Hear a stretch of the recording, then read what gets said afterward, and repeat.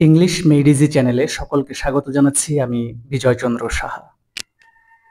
আজকে আমরা English language teaching বা ইএলটির একটি বিষয় নিয়ে আলোচনা করব। সেই আলোচনার বিষয়ের যে প্রশ্নটি, সেই প্রশ্নটি হচ্ছে, what is the difference between deductive approach and inductive approach to teaching grammar? অর্থাৎ গ্রামার শেখাতে যে দুই ধরনের অ্যাপ্রোচ রয়েছে, ডিডাকটিভ অ্যাপ্রোচ এবং ইন্ডাকটিভ অ্যাপ্রোচ। এই দুটোর পার্থক্য কি, বা এই দুটো অ্যাপ্রোচগুলো আসলে কি বোঝায়, এগুলো সম্পর্কে আমরা আজকে জানব।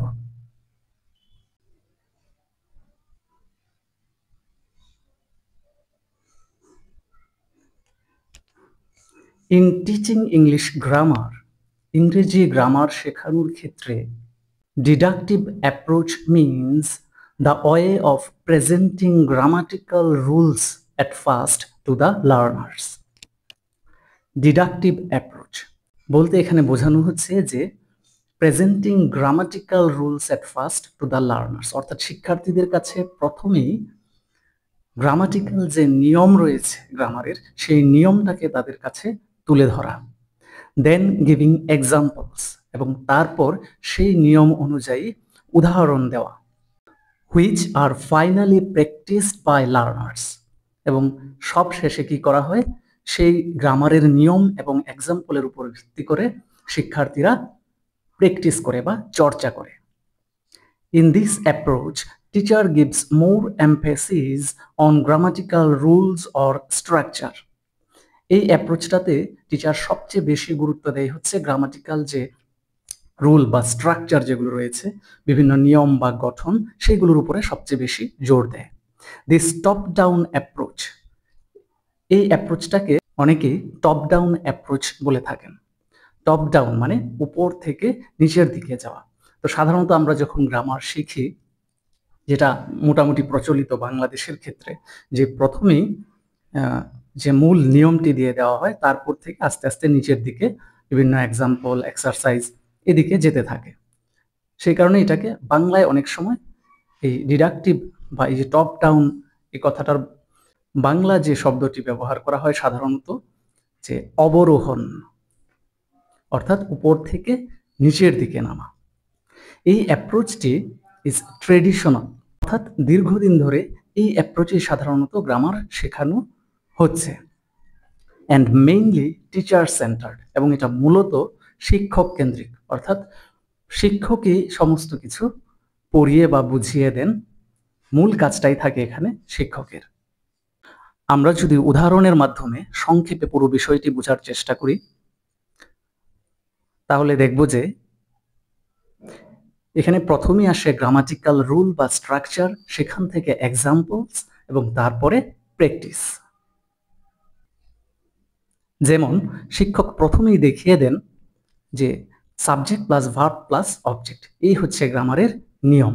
তারপরে তিনি একটি এক্সাম্পল দিয়ে দেন, যেমন আই ইট রাইস, এবং শিক্ষার্থীরা তখন কি করে, ওই স্ট্রাকচার এবং উদাহরণটি দেখে শেখার পরে তারা নিজেরা প্র্যাকটিস করে আরো ওই স্ট্রাকচারের বাক্য গঠন করে। যেমন I play football, they read book. তো এই হচ্ছে গ্রামার শেখানোর ডিডাকটিভ অ্যাপ্রোচ। এবার আমরা ইন্ডাকটিভ অ্যাপ্রোচটা একটু দেখি। Inductive approach focuses more on presenting examples first. তো এই ইন্ডাকটিভ অ্যাপ্রোচে আমরা প্রথমেই দেখছি কি, এখানে প্রথমে এক্সাম্পল দেওয়া হয় শিক্ষার্থীদের কাছে, and then guiding students to discover, এবং তারপরে শিক্ষার্থীদেরকে নির্দেশনা দেওয়া হয় টু ডিসকভার, বের করতে, দ্য আন্ডারলাইং রুলস দেমসেলভস, এবং ওই এক্সাম্পলের ভিতরে বা ওই এক্সাম্পলটার আড়ালে কোন গ্রামাটিক্যাল নিয়মটা রয়েছে, সেটা শিক্ষার্থীরা নিজে নিজে বের করবে। এই কাজটি তাদেরকে দেওয়া হয়। Teacher then engages learners in producing similar types of sentences or phrases.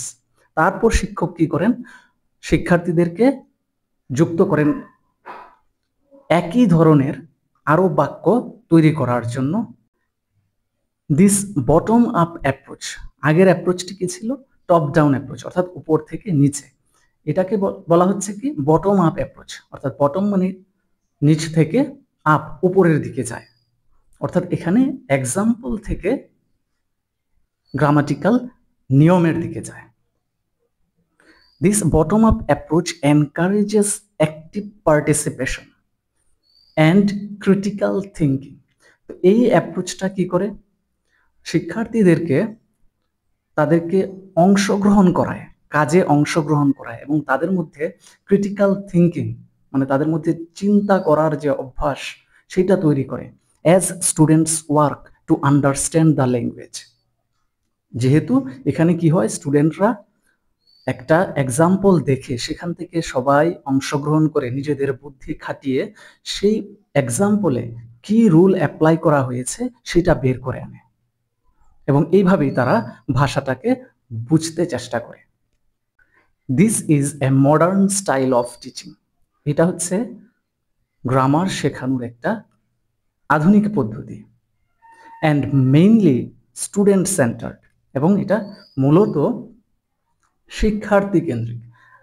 ডিডাকটিভটাতে ছিল যে শিক্ষকই প্রধান, তিনি গ্রামাটিক্যাল নিয়ম দিবেন, এক্সারসাইজ দিবেন, আর এখানে স্টুডেন্টরা নিজেরা কাজ করে নিয়মটাকে খুঁজে বের করে। বটম আপ অ্যাপ্রোচ বা ইন্ডাকটিভ অ্যাপ্রোচ, এটাকে বাংলায় অনেক সময় বলা হয়ে থাকে আরোহণ, অর্থাৎ আরোহণ মানে কি নিচ থেকে উপরের দিকে যাওয়া।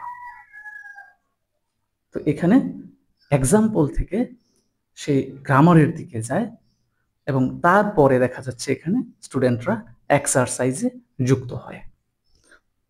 গ্রামাটিক্যাল নিয়ম জানার পরে তারা ওই যে আগের যে এক্সাম্পল দেওয়া হয়েছিল এবং গ্রামাটিক্যাল নিয়মটা দেওয়া হয়েছে তার উপর ভিত্তি করে প্র্যাকটিস করে এবং নতুন নতুন বাক্য আবার তারা তৈরি করে।